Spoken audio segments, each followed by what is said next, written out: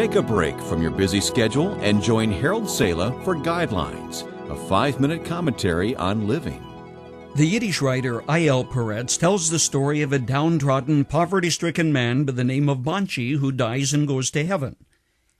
As a reward for his years of suffering, an angel asks him what is his most fervent wish.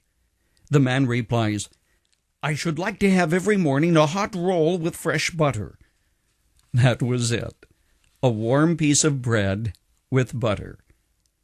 Forget the expensive car, the Rolex, the palatial mansion, sitting in the front row of the choir.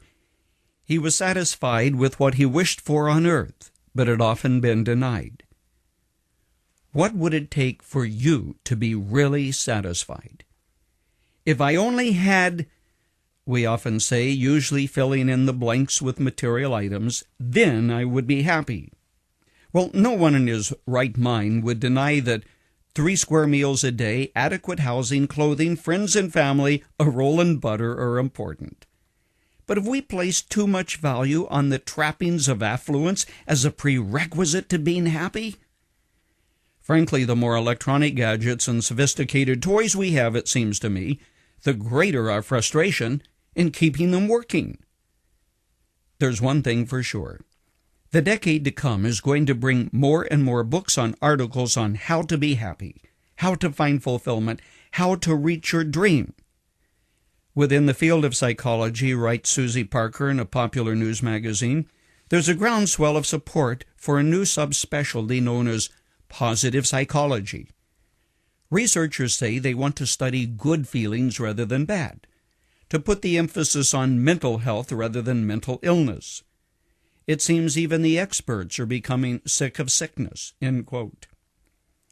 The focus is on the luxury of feeling good, as opposed to addressing what's wrong with you that makes you feel bad. Forget the fix, focus on good feelings.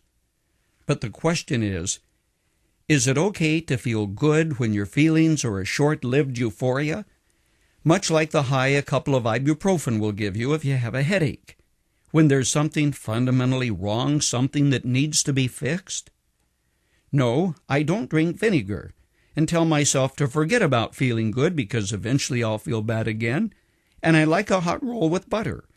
But unrealistic stress on feeling good at the cost of reality and truth doesn't square with an age-old textbook on life and what it says.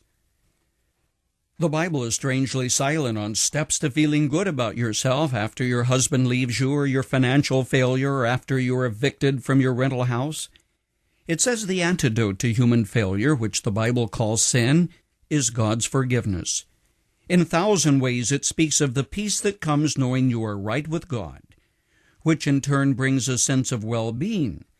But this is different than the emphasis on happiness, which is often akin to blowing warm air on a cold thermostat and convincing yourselves that you are warm and pleasant. Being right, stresses God's Word, is more important than just feeling right. God's textbook, which I hesitate to even call God's psychology, suggests that when we think of happiness as a byproduct of being right with God, with our husband or wife, with our neighbor and our world, then we are at peace with the world. You can be certain there's going to be a big market for the happiness books. Being right helps you do the right thing. And when you do that, you'll stumble across happiness as a byproduct. It's the kind that really, really lasts.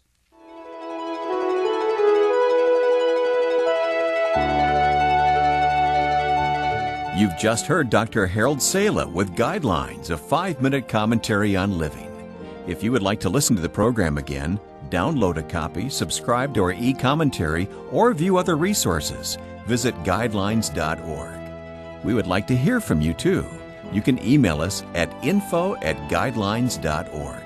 That's info@guidelines.org. Thanks for listening, and we invite you to join us again for the next edition of Guidelines.